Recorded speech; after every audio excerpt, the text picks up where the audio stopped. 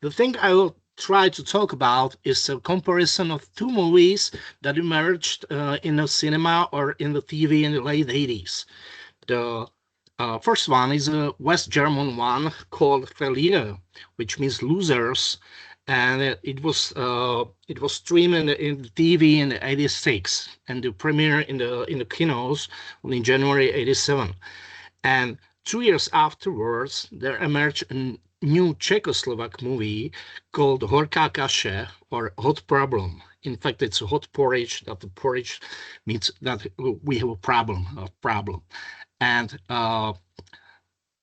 first of all, neither of these, movies can be actually regarded as kind of masterwork or whatever. But the thing is that both of these movies brought, for the first time, even for West Germany and then for Czechoslovakia, metal and punk onto the screen, into the cinema as a topic, and maybe as a catalysator of youthful violence. Or this is at least the first case, and I will try to compare this attempt in the Czechoslovak case and more later focus on that one. So both of these movies are regarded as somehow cult movies within the punk or metal communities in Germany and even in Czechoslovakia, but for the majority of public, it's almost forgotten. So I don't think both of these movies. Maybe you know one of them. So I will try to shortly introduce both of them in my next slide. So the short comparison goes like this. The main topic of both of those movies is the youth aggression. For the West German case is the Ruhrpott, the Rhineland-Westphalen, the cities like Essen, Duisburg, Velbert, Düsseldorf. So that means this is the somehow area stricken with unemployment, where, as it is known, in half of the 80s, the German trash movement emerged from there. For Horká kaše, the Czechoslovak case, this is the same case. The main topic of the movie is the youth aggression within Southern City District in Prague, which is, as is known, the capital of Czech Republic and former Czechoslovakia as well. Another level that both movies have in common is that both directors decided to incorporate real members of fan club, heavy metal, thrash metal fan clubs, the Headbangers, into the movies as actors. Not maybe as the main characters, but as actors in background, and we'll see the comparison and the differences. For the West German case, it was the proto-thrash band called Violent Force, and there's some footage of their gig and Headbangers banging on that, approximately about 5 minutes only. The Czechoslovak case, it used to be the very popular heavy metal proto-trashy band Vitasit, and their gig takes even, and their songs take almost 25 minutes of the movie, which is much more than the West German case. We see the both pictures. The upper one is from the Czechoslovak case, and the second one with the T-shirt of Venom and Metallica logos is from Verlierer, the West German. So let's move. Of course, both of the movies try to address the broader social problems within Czechoslovakia or West Germany. In case of the Ruhrpott, it was, of course, the unemployment and the decline of the coal mine industry in that area. So the background of all those, stories about the youth is that their parents are unemployed, stricken with alcoholism, and so on. In the Czechoslovak case, the problem was the alienation of life in the emptiness of socialist concrete block house district, which we know from Eastern Germany, even, of course, from Britain, and so from 70s, 80s, of course. But similar to this, both of these cases address the social problems that were also the, concern of the heads of the system even in West Germany, also in Czechoslovakia, we ever heard about it, also for Hungary. So what should we do with those youthful, violent, mostly men that are interested in metal but are committing crimes? And how can we just turn them to our side? Especially in the communist case, it was the question of how would we deal with the problematic youth, and can we win them through accepting their aesthetic and through metal? That was the question. Another level of both of these movies is the family background of the main characters. Especially in the Western case, it was the, as I've said, unemployment, the home violence. The main characters are really beaten and bloodied by their own parents, as we see in the picture on the left upper, and even in the streets. The metalheads are there bullied and beaten by so-called fascists. We see this small metalhead, the teen, in the coute, in the jeans jacket, that is bullied by so somehow looking fascists. In the Czechoslovak case, it was the boredom of the well-off families where the parents were employed. They got pretty decent salaries, but there was a huge, deep misunderstanding between them and their kids that lived in those, concrete block houses and were bored to death, which is in the focus of the director, the main reason that they commit crime. Let's move to another one. Back to Verlierer. The plot is quite simple. It's a kind of robot West Side Story. We have two gangs that are fighting each other, as we see in the picture right below. One of them are headbangers. They call themselves Rats, and they are pictured as metalheads, not with long hairs even, but the actors are mixed with the bangers from the fan club Velvet, who acted really as a background there. And they're fighting someone who's calling them sharks. They are kind of psychobillies, maybe. The interesting thing is that among the rats is a lot of guys with immigrant background. So even when they clash with the police is calling themselves a very rude word, which in German, if it's German, goes Kanaken, which you cannot just say openly right now, but it's even, in the 87, it really sounds very rude, even for the policeman in that scene. So, but this is quite a simple plot that ends up with murder of one of the leaders of the gang. So this is it.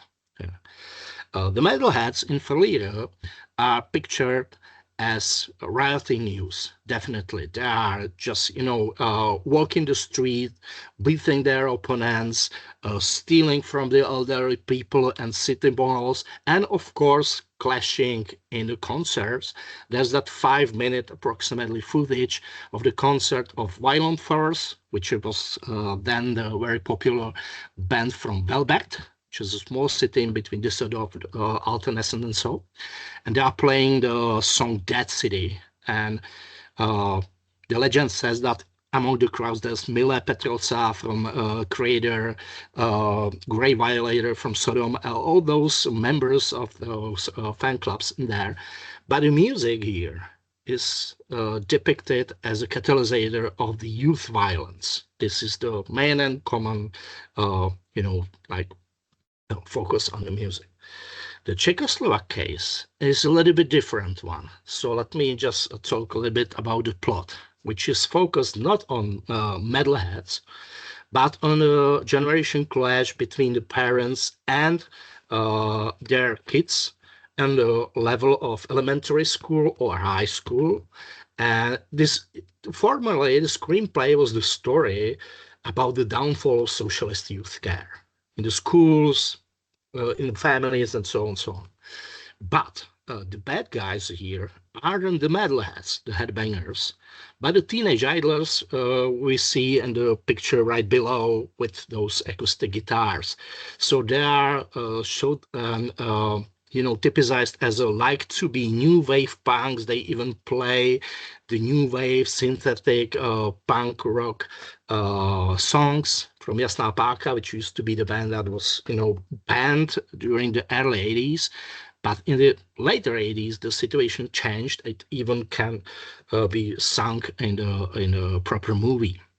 But the Metalheads are here only in the first place as one of the kind of a typical youth social type, but not the ones who are committing violence and crimes. This is the interesting point of this movie.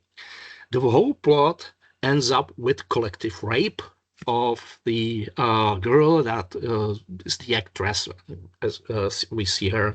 Lucie Benešová is nowadays quite a known actress, but this was one of her first movie roles ever, I think the second one. And she's got raped in the end by those guys with the guitars as we see them there, not by any metalhead. The metalheads here are depicted as a quite organized youth.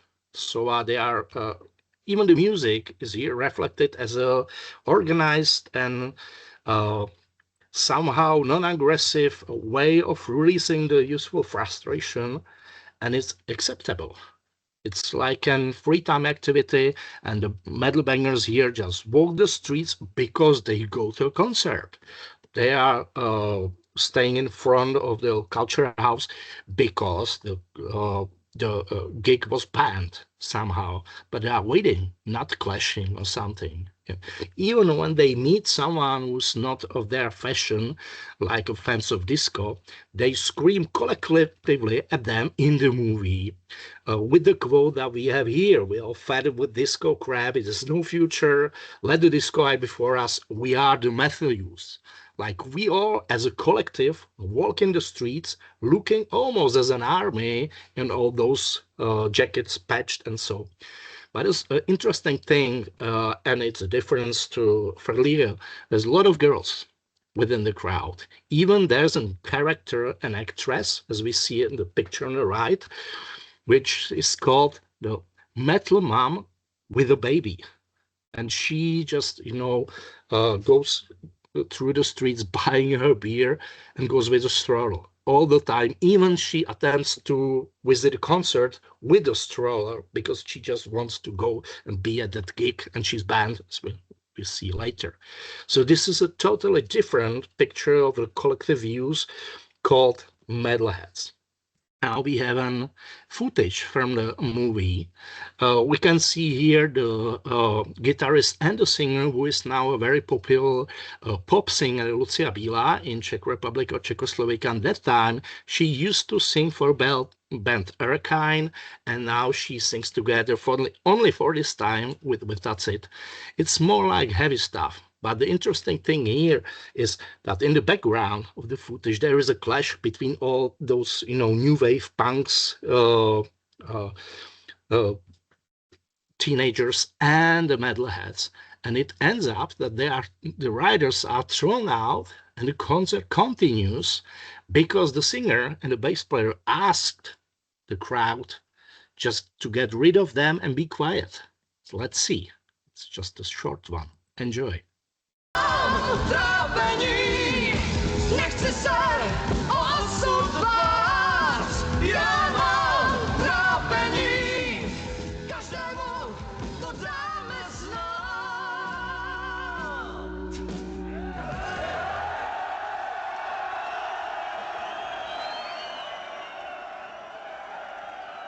No tak to byla Lucka Bílá s Vitacitem, díky! A teď jsme si pro vás připravili věc. Ocel, Mohli slyšet také několikrát. ty seš kráva. Je to. Proč? Tak mohli jste se tady rozpělej, ne? Sami! Ty Bílá! hazle! Ale kluci tam vzadu, vykašlete se na to, jo. Nebo nám to tu zarazej. Pojď se tam podívat.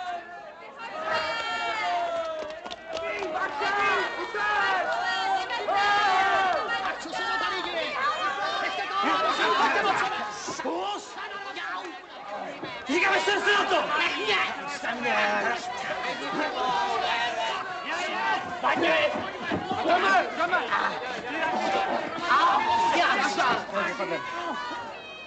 Takže lidi, který metalu nepřejí, když byli vyvedeni. A my pojedeme dál!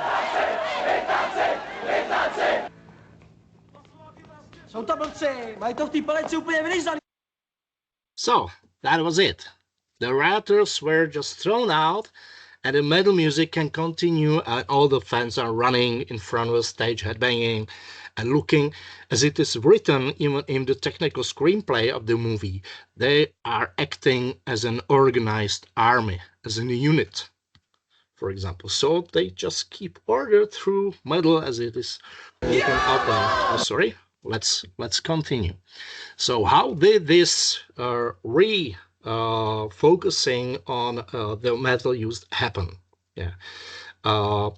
That was the work of the director Radovan Urban, who explained that for the movie newspaper bi-monthly called Záběr, Focus. And first of all, I will just address the final scene of the movie, where the bangers are depicted as caring citizens and even saviors, because after one of the boys there is beaten up by their friends and the girl is raped, they just throw them in the streets and let them lie there.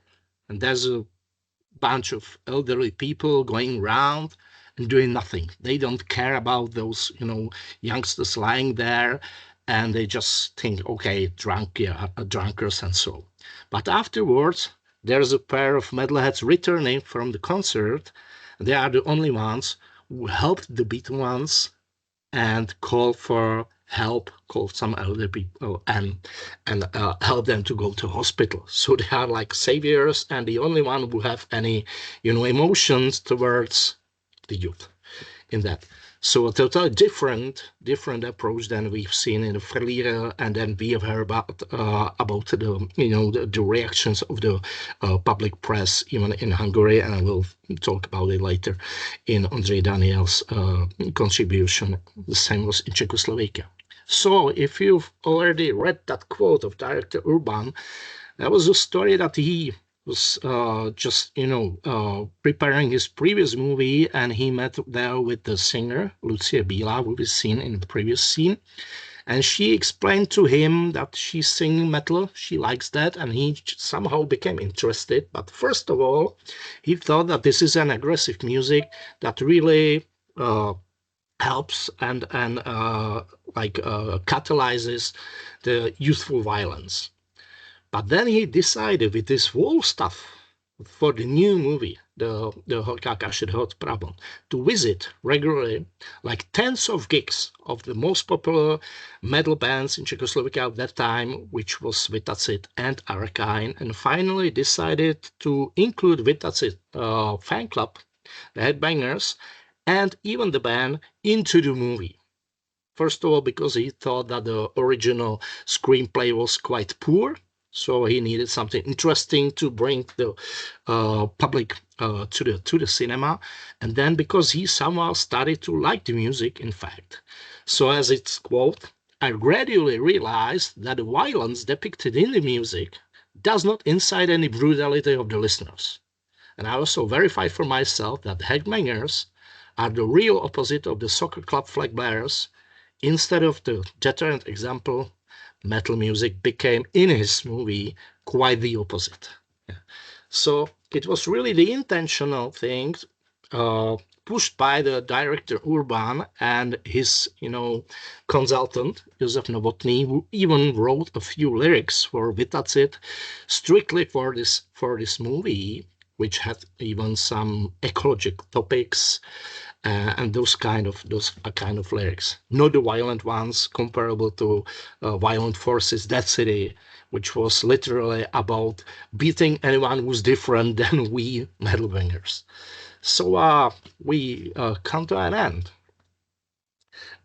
Here we see the cooperative behavior of Headbangers as a persuasive argument for the acceptance of metal among the wider public, and even for the socialist, government clerics to not to just stand against against organizing gigs, and the young people that are properly working in their jobs, going to schools, and even parenting their kids, not to stand against them because they are regarded as, prospect citizens that can create a new generation of workers' class for the socialist system, because at that time, unlike punk, metal was regarded mostly as a workers' thing.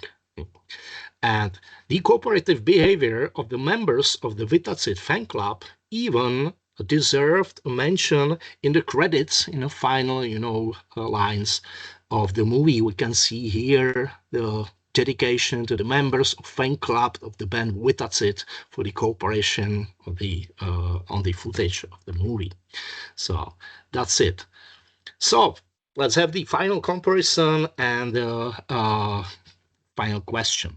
As we compare these two movies, and the Western German case, Verlierer, shows us metal as a music as a nonsensical catalysator of crime and violence of the youth, and metalheads are here as rioters and criminals, the same as the skinheads or psychobillies there. So, but in the Czechoslovak case, metal is depicted and regarded as a way of releasing individual frustration without any crime and violence.